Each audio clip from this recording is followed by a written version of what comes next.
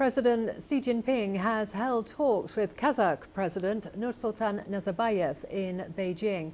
They agreed to continue the two countries' traditional friendship and work towards the rejuvenation of their nations. Our reporter Su Yuting has more.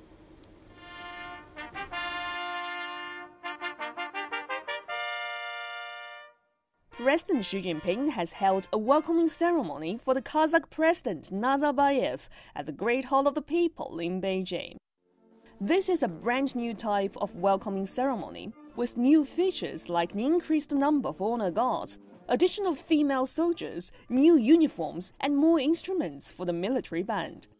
These changes represent respect and friendship between the countries. Both China and Kazakhstan share a dream that reflects development for the people, allowing more citizens to reach a brighter future. That's what President Xi Jinping emphasized during these talks with his Kazakh counterpart.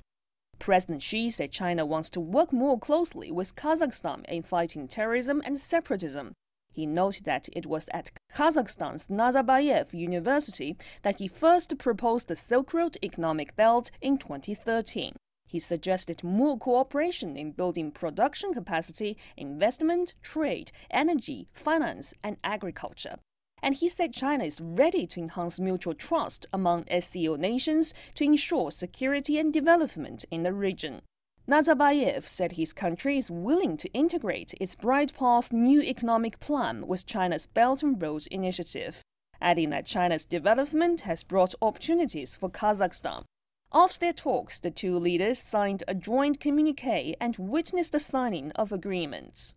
China and Kazakhstan have witnessed the rapid development of bilateral ties since the establishment of diplomatic relations 26 years ago, and Kazakh president will soon visit Qingdao to attend the SCO summit, and the two sides have agreed to strengthen cooperation under the framework of the Belt and Road Initiative. Su Yuting, CGTN, Beijing.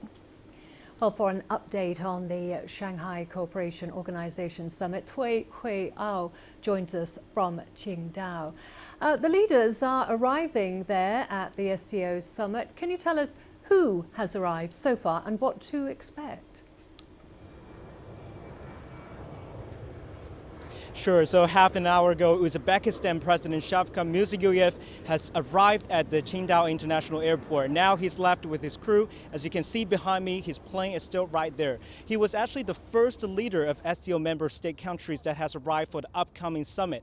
And we know that Uzbekistan was one of the first countries to support and participate in China's Belt and Road Initiative. And this year marks the 26th anniversary since the two countries established the diplomatic ties. And China is also one of the largest trade partners of Uzbekistan, with the volume of bilateral trade exceeding $4 billion last year. And now both sides want to expand cooperation on a number of areas, including capacity, investment, industrial parks, and infrastructure. And one good example of the bilateral cooperation is the Kamchik Tunnel, the longest tunnel in Central Asia. It was constructed by a Chinese company called China Railway Tunnel Group, and it only took 3 years of construction and was completed 6 months before earlier than scheduled. A pace of work that locals dubbed as the Chinese speed. And that project turns out to have solved the problem of transportation for Uzbekistan, shortening the travel time while boosting trade and investment. And finally, I want to give you a little bit of info about President Mirziyoyev. He's 60 years old and was elected as the president of Uzbekistan back in December 2016.